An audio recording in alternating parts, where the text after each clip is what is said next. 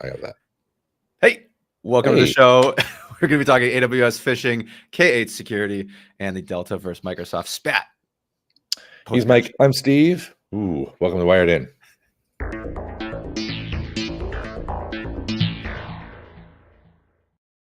Yes, it's Friday. 10 articles, 10 breakdowns from yours truly. All of the articles are described below. Hit the bell to be notified when we go live, like right now. So, Yeah, because we don't have a regular cadence, so we're just going to go live and go through it. 10 articles whenever it comes up, just like right now. And we got a good one for you to start to kick it off. Google illegally maintains monopoly over internet search. The judge rules. This is a big antitrust ruling in the U.S. that came down earlier this week, and it has to do around the search engine, specifically on your phones. Google maintains a 95% market share of the search engine on your phones. Few reasons why the judge ruled this way. One is a lot of people, when they have a Microsoft or a specific, when they use Edge browser, they tend to use Bing. And so they're saying that, well, if Google wasn't the default browser and search engine, that people would use Bing a little bit more. And so as for the fallout, 5 years of appeals, so I don't think you're going to see any effect coming through. But one thing to look out for is Apple also has an antitrust lawsuit in the works right now. And so you're seeing the Department of Justice go after a lot of the heavy hitters. And this was successful. This is huge. But do you find it even slightly amusing that the judge's last name is Mehta? Yes. MEHTA, but I know it's different, but it's still funny. Yeah, it's going to be interesting with the Apple ruling. And also, what are they going to do? There's conversations about maybe splitting off a few of Google's services. Gmail is brought to you for free partially because of the revenue that's brought in by Google and Google search engine. So does that change? I don't know. We'll see. I have a question for you. What do you use as a default search engine on your phone? I actually have mine set to DuckDuckGo. On my phone is Google. On my computer is DuckDuckGo. Okay, there you go. For those listening, other search engines are available. Yeah. All right, on to Wiz and the AWS phishing campaign. Yeah, this was hilarious. Like, this isn't a typical article that Wiz researchers would normally have. Normally, they get down and dirty into cloud native. This came about simply because one of their employees received a phishing email, and out of their own curiosity, they started going through. All right, well, let's put this in a sandbox. Let's go through and let's see what would happen if we did all the wrong things, and found that it was essentially trying to harvest AWS login credentials. So much so that it gives you a total, I'm not going to go through it. It goes through a total breakdown of the different URIs that are presented, where it redirects to, what it looks like, how the mock login looks like, and even so to the point where it looks a lot like the actual login portal. But I thought what was funny is that they couldn't figure out why. They're like, what are you going to do with it? Like, it was, and even the phishing campaign was specific enough that if you went through everything, they actually created a honeypot AWS account and then tried to give it the honeypot credentials. And it refused. It only allowed you to give the credentials of the person who was phished. Interesting. I'm wondering if this is trying to work more so on individuals with a root account on AWS, right? Because typically you would just ban all root accounts by default. It's one of the first steps with service account policies in AWS, right? I forget the correct term for it, but get rid of the root accounts. But if you were able to, for example, hack my specific one, it does have a lot, like my credit cards, a lot of personal information there, and you could steal that. I don't know. Maybe you could do some crypto mining. I don't know. Like, what are you going for there? But I mean, yeah, create an API key and then spin up 1,000 eCPUs for crypto. Yeah, I guess you could do that, but it's a little odd. I mean, I did like, though, being a good security contributor, the very bottom it says, what actions should you take? Like, even if somebody were to harvest your credential, how should you be set up? And it gives you some very simple tips, like, what if this happens? Here's the good advice. But I think it's a really fascinating breakdown of what happens, because you see a lot of phishing leading to various breaches. But I rarely see such a comprehensive breakdown to say, here's everything that was up. Actually, I was pretty impressed, because it's like, look at the effort that they put in to build this campaign and all the tech and all the redirects. And I'm like, this is pretty impressive. Couldn't you apply your knowledge and skill to do something more productive than phishing? Come on. Must be somewhat profitable. It is very interesting. And speaking of profitable, we have some other news, possibly. Trend Micro explores sale. Now, I think that this was pre-written before Monday because this is partially in response to the yen's drop, the third most trafficked currency in the world.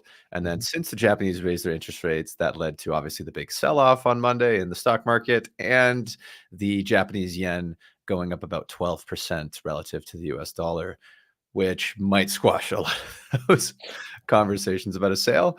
But it is pretty interesting. Trend Micro's got to be what, the top 5 cybersecurity company in the world? Yeah, for sure. I mean, they're saying they're valued at 6.5 billion here. Market value of 950 billion yen.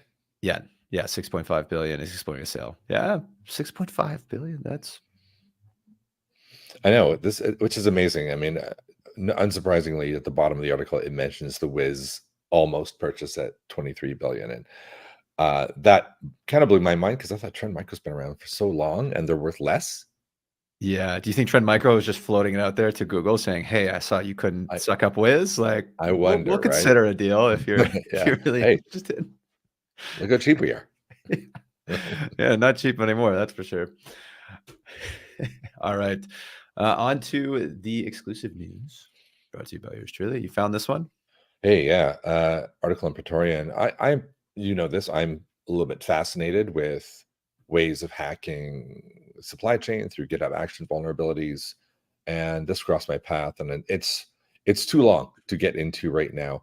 But what caught my interest really is the name of, like, a pwn request vulnerability, because it wasn't something I'd necessarily heard coined, and it was like, oh, okay, so this is, and I mean, I could just read it really quick. Pwn request arises from scenarios where an attacker submits a malicious input to a target repository, which can trigger execution of attacker control code. I'm like, okay, this all sounds familiar. They identified 2 GitHub actions that ran on issue comment events, and I thought, well, that's a obscure one. And only if a specific keyword was included in a pull request comment. I was like, well, that's super obscure, and it was in, I think it says up here. I actually opened it. It's in this RSPack repository, which has tons of contributors and is super popular. But they just went straight in there and found out how they could run their own code. And it was interesting, because it was like the keyword was !canary, and it was like they had some logic looking for this keyword. But then if you knew that there's a keyword, you could enter an issue comment, and then presto, you could start to abuse that particular action to run whatever you wanted. And I was like, it's unique. Obviously it's been fixed, but I think if you're like me, you love these bizarre supply chain hacks, this is a pretty cool one to go through the breakdown and learn how it works, because all of these different methods can be carried upstream to far less prominent GitHub dependencies, so that maybe this one's fixed, but somewhere, somehow, someone's got a script that's walking through other repositories looking for this now published same attack vector that, I don't know, maybe you depend on an action which depends on an action that depends on this. So batten down the hatches, go read this. Yeah, seriously, should have dropped this off at Black Hat this week and see what people come up with. That would have been fun. Yeah. All right, last thing in the general news, we have our friend, the show slash, we've been following him for a while, Roy McCune, came out with a new, what would you call this? I think he's done this series. I didn't realize every now and then he just comes up on LinkedIn. I expect it. You expect it. He's got another little thing on Kubernetes security things, but now it's all kind of collated into this security labs playlist. And all you can see, he's done it. He's obviously done his YouTube homework, because they're all 7 minutes, 7 minutes, 5 minutes, 7 minutes. Like, he's managed to break down Kubernetes security, and this in particular here, I'm looking at the API security series, into perfect little bite-sized bits that you can do a couple at lunch or on, when you're just in your spare time and getting bored of it, and ingest a whole lot of very cool information. Rory works at Datadog. I don't know what he actually does at Datadog now, except just make whatever content he wants. Like, he's got obviously a pretty cool job. And there was news that Datadog is expanding into the cybersecurity space as they see a net positive return on some of their investments. So one of those is probably Rory. We'll see what comes up in the future, and we'll be following along. All right, on to the crazy stuff. Somewhat crazy. Some are a little bit more crazy headlines, but it's going to be interesting nevertheless. Multiple Chrome vulnerabilities let attackers execute malicious code. This is patched in the most recent Chrome update. Looking at the top of your browser, I don't see an update trigger up there this time. I know, like for the first time. I know, he's updated. They actually didn't even release the information because I think that one of them is out of bounds memory access, which would be pretty big. And basically stay tuned for the actual hack that will probably be coming out in the next month. But this is your chance. Update your Chrome browsers now. Do it now. Just press that little button. Just do it. Yeah. It's bad when it says Google has not disclosed the specific details of these vulnerabilities because it's bad. And it was a bug bounty too. They paid out cool. To the researchers who found it, which is always awesome to see. Sweet. On to the Men in Black. FBI issues warning as Men in Black hackers demand $60 million. This is part of a larger $500 million ransomware team. I believe they're called Black Suite. They go by another name as well. Black Suite reveals Black Suite. Sorry, Black Suite tactics, techniques, and procedures. They have been going after some big businesses lately. 60 million is the next step in their $500 million play, and soon they'll be at $1 billion unless somebody stops them. Yeah, I just thought it was cool. Men in Black. FBI is calling them Men in Black. That's interesting. It is pretty cool. Actually, I've just paused here. If you go to the link below and then you find our link, and then within that link, you see the alert code link here. I popped it up. You can go through the America Cyber Defense Agency, and this is where you get the real dirt on how it works. So if you are very keen on this stuff, like this is the geek stuff, but you can find what's in the article. So yeah, very fascinating. For sure. Next on the list in the tech world, more layoffs. This is part of a larger conversation, I think, that we're seeing for a few reasons. Dell talks about how there's a management restructure, and typically what that means is the cutting of several non-profitable business units, largely in favor of investment in others. With the economy maybe teetering, I'm not going to comment on that, but I'll also say that investments in AI means people either get moved into that business unit or this time to shelf all that middleware / software that's not being used, or whatever they're doing internally. But it is a tough time to be a software engineer or middle management at a tech company. It is, yeah. It seems like every show we're talking about 10% layoffs somewhere. Yep. So it is one of the WTF stuff. We're going to continue to comment on it. I think most of this stuff is pretty normal in the boom bust cycle of tech companies. Yeah, I feel like we started the show in the middle of the boom. Every episode we were like, more money, and now we're like, more layoffs. Yeah, for sure. All right, on to the last spat / CrowdStrike wrap up at the end. So this is funny. Yeah, Delta Airlines. We spent billions on tech for this. For those who are unaware, the CrowdStrike outage, lucky for you that you're unaware, go back and check our previous show for a breakdown. We do have a full wrap up or / report from CrowdStrike at the end of this, but basically the gist of this article is the Delta Air CEO complaining about Microsoft and CrowdStrike, saying they're the two most expensive products on the market between the cybersecurity firm and Azure, and yet we still have a massive outage that cost Delta about $500 million. Yep. It got a point. Well, but it's like, well, I mean, we can jump because we've got 3 different articles here, but it's really one big pile of stupid, right? Yes. You can start with that. I think he has a point, but then there's also the pushback from Microsoft saying this isn't our problem. This is CrowdStrike that owned up to this. And the second thing is Microsoft offered to help them fix it. So did CrowdStrike. And CrowdStrike offered, and Delta didn't accept their help. And then Delta complained that they had to go manually fix and reboot 4,000 servers. Yes. And then almost simultaneously, we've got this other article with Microsoft trashing Delta, saying your ancient tech caused the service meltdown, accusing them of refusing help. I mean, it doesn't say this, but it's almost like because their infrastructure is so outdated and embarrassing that they help was just, they just kind of said, oh, we're all fine here. It even actually, I think this one's got some quotes saying the Delta employee replied, all good, cool, we'll let you know, thank you. that's quoted, and like, yeah, it's all was not good. It's not okay.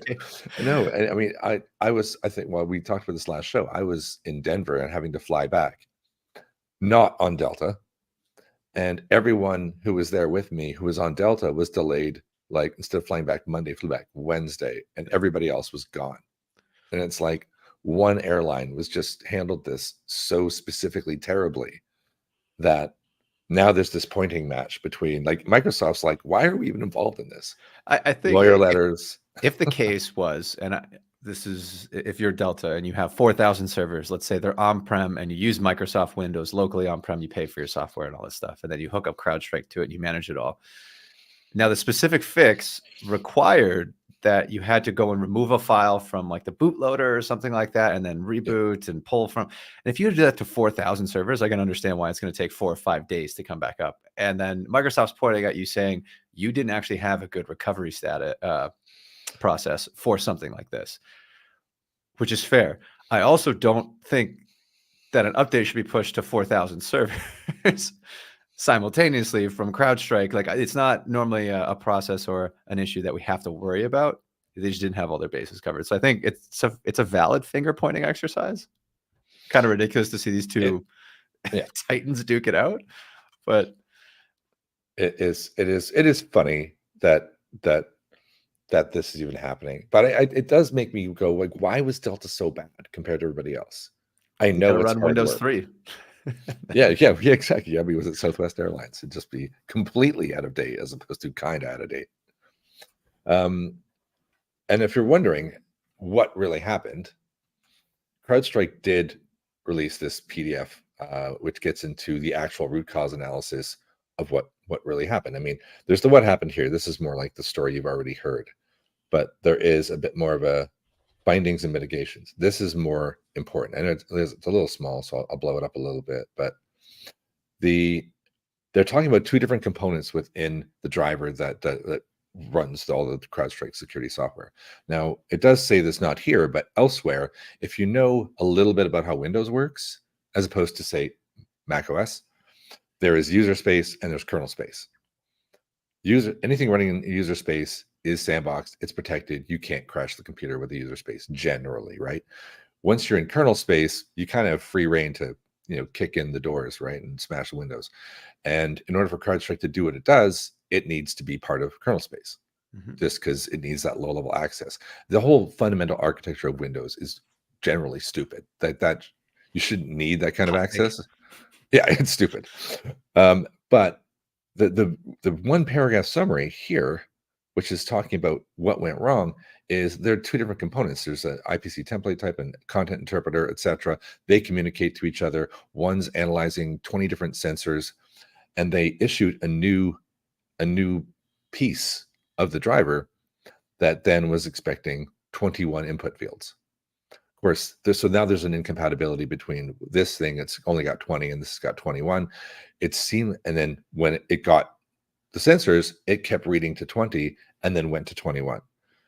So if you ever done any low-level coding, which I used to do a lot of and make a lot of these mistakes, you just start reading random memory and you have no idea what you're messing with. And then doing that in kernel space, blue screen of death, right? I have definitely written code that has crashed Windows. It's pretty easy if you get into that area. What blows my mind is that this is like testing 101 shit. Like, it's, if you have to do input validation. It's not even necessarily the component that said here's 20. If you're expecting 21 ever, and this is also a security thing, you always validate what you received to make sure that you did get 21 in your array. And it isn't just 20. I mean, this even goes back to just be a little bit of a hot take on it. If you go way back to Heartbleed, when that happened, that was an example of someone sending an input to OpenSSL saying, here's 5 characters, but then the size of buffer was 1 million. And they didn't check the inputs, and they sent back 1 million bytes of data instead of the 5 that was actually sent. And it was like just basic input validation. It is security 101, and it's quality coding 101 as well. So the fact that they rushed this out without doing that, to me, is like, I love the fact that CrowdStrike are super transparent about how they screwed up. That is very CrowdStrike. But when you read it and you're like, really?